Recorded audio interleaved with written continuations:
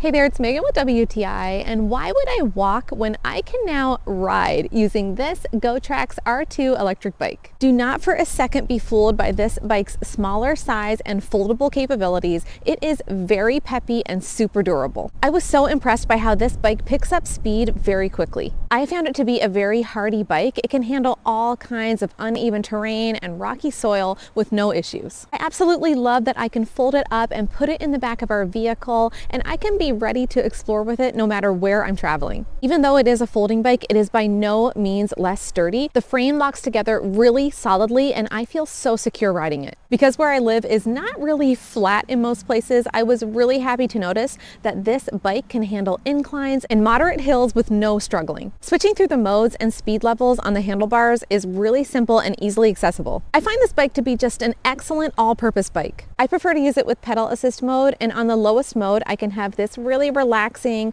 low-key ride, but on the highest level I can really cover a lot of ground quickly. I think it's so convenient that the battery is fully enclosed within the bike, so I don't have to remove it for charging. There's a built-in port for plugging in the battery, so it makes charging a snap. I am looking forward to my summer adventures so much more now thanks to this Gotrax R2 electric bike.